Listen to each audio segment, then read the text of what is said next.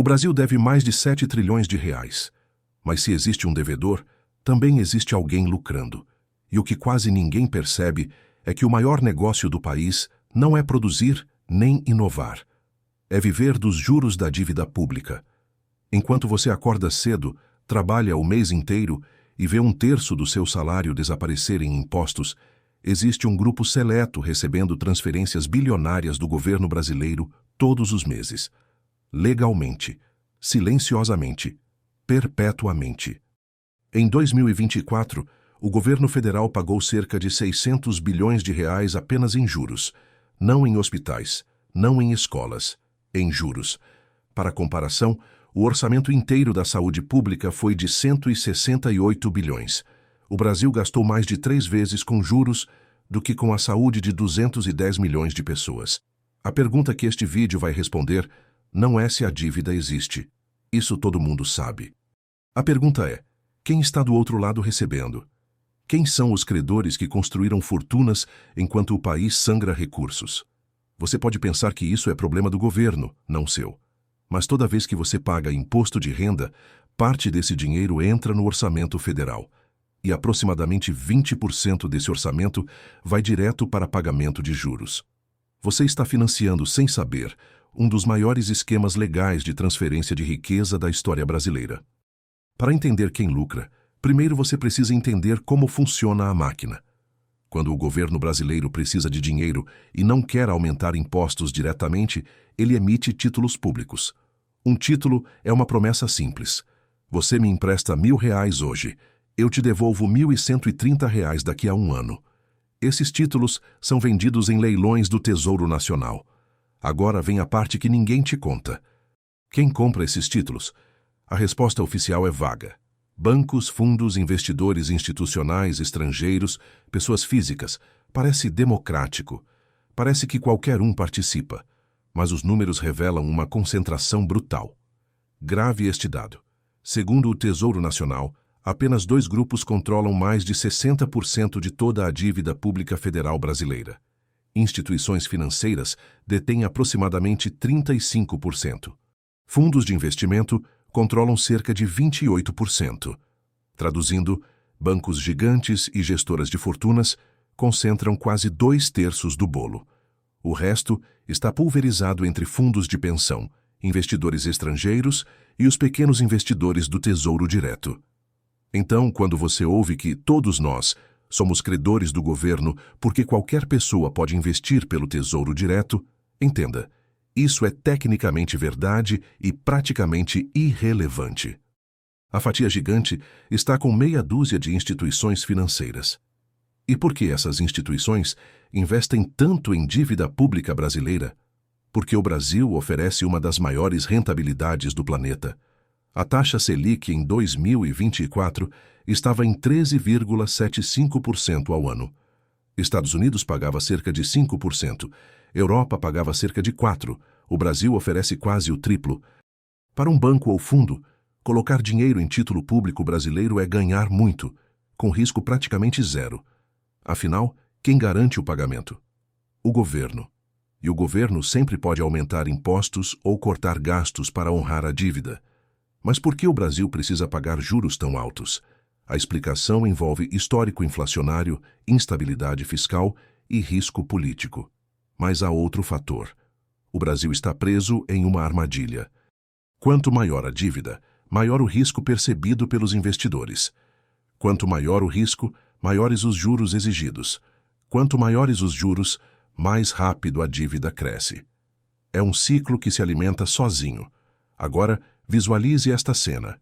Imagine que você mora em um condomínio de 100 apartamentos. O síndico precisa reformar o elevador, mas não tem dinheiro no caixa. Ele pega emprestado R$100.000 de 5 moradores ricos, prometendo devolver 130 mil em 2 anos. 30 mil de lucro puro para esses 5. Para pagar, o síndico aumenta a taxa de condomínio de todos os 100 moradores. Cada um paga R$1.300 extras ao longo dos 2 anos. Os 95 que não emprestaram nada estão financiando o lucro dos 5 que emprestaram. O elevador foi reformado e todos usam, mas a transferência de dinheiro é clara, dos muitos para poucos. No Brasil, Esse mecanismo opera em escala de trilhões. E aqui começa a ficar perturbador. Se cerca de 90% da dívida brasileira é interna, ou seja, o governo deve principalmente para credores brasileiros, por que não simplesmente renegociar? Por que não reduzir os juros? A resposta: os maiores detentores de títulos não são cidadãos comuns. São instituições com influência direta sobre mercados, mídia e política econômica. Confrontar os juros é confrontar os maiores concentradores de capital do país. Tecnicamente possível. Politicamente inviável. Mas será que isso realmente acontece na prática? Será que os impostos que você paga realmente viram lucro bilionário para bancos? Vamos aos números concretos. 2015. Brasil no meio da pior recessão em décadas. Desemprego explodindo. Empresas fechando. Salários congelados. Naquele ano, a taxa Selic ultrapassou 14%. Os gastos com juros da dívida chegaram perto de 500 bilhões de reais. Para você entender a magnitude, o orçamento inteiro do Ministério da Educação em 2015 foi de 130 bilhões. O governo brasileiro pagou quase 4 vezes mais em juros do que investiu em toda a educação do país. Enquanto escolas públicas funcionavam sem material básico e professores recebiam salários atrasados, centenas de bilhões fluíam para quem detinha títulos públicos. E quem estava do outro lado recebendo? Segundo dados do Banco Central, o Itaú, maior banco privado do Brasil, registrou lucro líquido de 25 bilhões de reais em 2015. Parte significativa veio de operações com títulos públicos. Não foi coincidência. Quando a economia entra em crise e empresas param de pedir empréstimos, bancos migram capital maciçamente para títulos do governo. Rentabilidade garantida, mesmo quando o resto do país está quebrando. O Bradesco lucrou 19 bilhões no mesmo ano. Santander, 11 bilhões. Enquanto milhões de brasileiros perdiam empregos e poder de compra, o sistema financeiro teve um dos anos mais lucrativos da década. Não apesar da crise. Durante a crise. Porque crise aumenta juros e juros altos significam transferências maiores do orçamento público para credores. Essa não foi uma anomalia. É o padrão. Dados do Tesouro Nacional mostram que entre 2010 e 2020, o Brasil pagou trilhões em juros da dívida pública. No mesmo período, os gastos federais com saúde ficaram significativamente abaixo desse valor. O país transferiu para rentistas mais do que investiu na saúde de 210 milhões de pessoas. E quem está por trás desses bancos e fundos? Itaú pertence à família Setúbal e grandes acionistas. Bradesco, à família Aguiar. BTG Pactual, a André Esteves e sócios. As gestoras de fundos que controlam centenas de bilhões em títulos públicos administram o dinheiro concentrado no topo da pirâmide econômica. Existe um paradoxo que precisa ser exposto. Milhões de brasileiros têm parte das economias em fundos de previdência privada que investem em títulos públicos. Então, tecnicamente, você pode estar recebendo parte desses juros. Parece justo. Mas, segundo dados do IBGE, apenas 10% dos brasileiros concentram 75% da riqueza financeira do país. A imensa maioria só paga impostos e não recebe nada de volta em rendimentos. Quando o governo paga 600 bilhões em juros por ano, onde esse dinheiro vai parar? A maior parte retorna para o topo da pirâmide. É uma bomba de sucção operando continuamente. Imposto sobe da base, vira juro, desce concentrado no topo. Mas o buraco é ainda mais fundo. Parte da dívida brasileira não está nem nas mãos de brasileiros. Aproximadamente 10% dos títulos públicos pertencem a investidores estrangeiros. Cerca de 700 bilhões de reais. Fundos americanos, europeus, asiáticos compram títulos brasileiros pela rentabilidade alta que o país oferece. Quando esses títulos vencem, os juros não apenas saem do orçamento público, saem do país. E isso nos coloca diante de uma pergunta.